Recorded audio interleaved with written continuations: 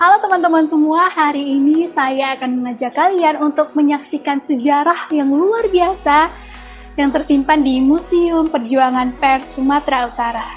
Museum ini didirikan pada November 2019 oleh Bapak Muhammad To'wan Haryadi atau dikenal sebagai Bapak Muhammad TWH. Di museum ini kita dapat melihat beberapa koleksi-koleksi Bapak Muhammad TWH seperti arsip-arsip koran lama dan juga berbagai koleksi tentang kemerdekaan.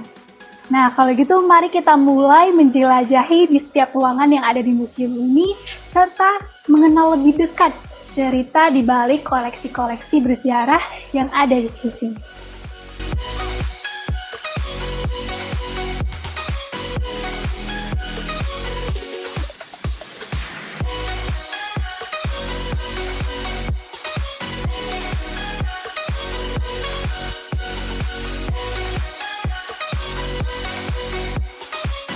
Nah, sekarang ini kita sedang berada di ruangan pertama. Di sini kita bisa melihat langsung foto-foto koran lama, foto pahlawan, dan juga berbagai koleksi perjuangan pers pada masa kemerdekaan.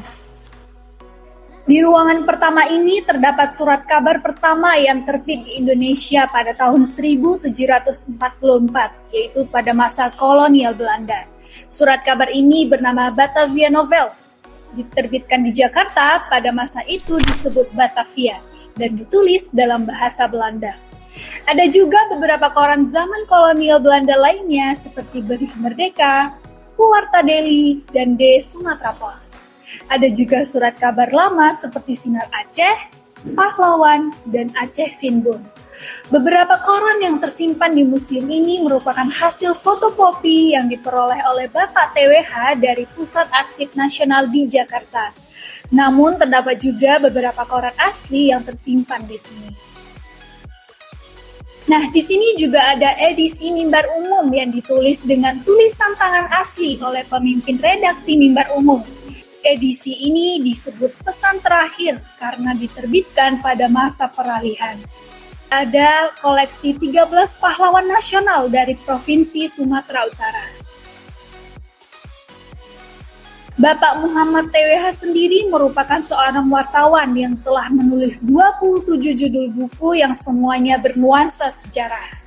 Salah satu bukunya berjudul Parada Harahap Berjuang dengan Pena, yang sering dipinjam oleh mahasiswa untuk penelitian tesis, seminar, dan keperluan akademis lainnya. Bapak Muhammad TWH juga membuat sebuah album yang berisi perjalanan hidupnya mulai dari masa kecil hingga menjadi wartawan. Nah, beliau sempat bekerja di Mimbar Umum selama 36 tahun.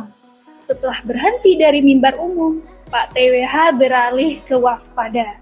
Beberapa kumpulan tulisan beliau juga terdapat di Waspada.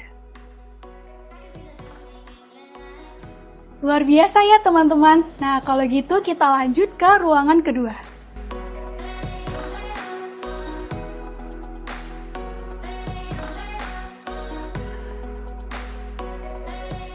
Ruangan ini dulunya merupakan tempat kerja Bapak TWH yang sekarang digunakan sebagai perpustakaan untuk menyimpan koleksi-koleksi berharga. Selain surat kabar pertama yang terbit di Indonesia, terdapat juga surat kabar pertama yang terbit di Medan, yaitu Deli Koran. Deli Koran adalah surat kabar berbahasa Belanda yang pertama kali diterbitkan pada 18 Maret 1885 dengan pemimpin redaksi Jacques Ding. Di ruangan kedua ini terdapat pula edisi Deli Koran yang terbit pada 12 Juni 1919 yang pada saat itu dipimpin oleh W. Klemler. Ada juga nih koran-koran asli yang sebenarnya banyak diperlukan oleh mahasiswa yang mencari berita Tempo dulu. Di ruang perpustakaan ini terdapat koleksi buku milik Pak TWH yang sebagai wartawan juga memiliki hobi membaca. Selain itu terdapat mesin ketik, kamera-kamera lama, dan roll film untuk fotografi. Di ruangan ketiga ini terdapat foto-foto Gubernur Sumatera Utara dari masa awal hingga Pak Edi Rahmayadi. Terdapat pula souvenir-souvenir milik Pak TWH yang diperoleh selama kunjungan ke luar negeri dan disimpan sebagai kenang-kenangan.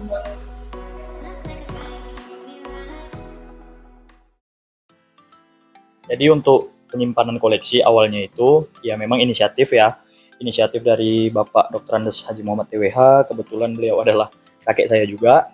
Jadi waktu itu beliau masih menjadi seorang wartawan senior sekitaran tahun 1970-an mungkin. Ya memang udah pengen punya koleksi karena memang beliau ada pesan sebetulnya dari orang tua beliau bahwasanya barang ini atau dokumentasi ini sekarang itu belum penting, tapi mungkin 20-30 tahun yang akan datang ini mahal harganya. Jadi dari situlah motivasi itu yang membuat Pak TWH atau kakek saya mulai untuk mengkoleksi-koleksi aset-aset atau koleksi-koleksi yang ada di museum ini. Yang dikoleksi adalah tentang koran-koran lama dan juga tentang sejarah perjuangan kemerdekaan. Di waktu itu kenapa kakek mengkoleksi tentang koran-koran dan sejarah perjuangan kemerdekaan, karena memang kebetulan Pak Muhammad TWH ini adalah seorang wartawan senior dan juga seorang veteran pejuang kemerdekaan. Jadi karena memang basicnya waktu itu sama, jadi itulah yang memang dikoleksi waktu itu. Itu sih awal mulanya. Tapi yang paling ikonik di museum ini adalah surat kabar pertama yang terbit di Indonesia. Itu namanya itu Batavia Noveles, koran pertama yang terbit di Indonesia. Jadi awal mula koran terbit di Indonesia yaitu koran Belanda tadi, Batavia Noveles. Selain itu kita juga punya koleksi yang namanya itu Daily Koran. Daily Koran ini adalah koran pertama yang terbit di Medan. Sama juga ya, yang penerbitnya itu adalah Belanda waktu itu. Ada lagi kita koleksi tentang ratusan gambar tokoh pejuang kemerdekaan, baik itu tokoh pejuang Medan Area, tokoh pejuang Aceh, tokoh pejuang Rantau Prapat juga kita koleksi sebagian, dan banyaklah lagi yang seperti tokoh-tokoh pers itu juga ada lukisan asli di perpustakaan. Selain itu kita juga punya koleksi-koleksi buku yang memang cukup banyak, cukup beragam dan berbagai jenis. Itu sih yang ada koleksi di museum ini. Koran pertama terbit di Indonesia, Batavia Noveles tadi, sama Daily Koran, dan juga seluruh gambar gubernur Sumatera Utara dari masa ke masa. Itu yang paling menarik minat sebetulnya. Juga ada, kita kan tokoh pers zaman kolonial Belanda yang ada di perpustakaan, itu semua lukisan asli. Memang foto-foto itu ya persis memang wajah tokoh pers itu dengan yang dilukis. Jadi itulah yang memang membuat para pengunjung tertarik atau terkesima lah melihat koleksi-koleksi yang ada di Museum Pers.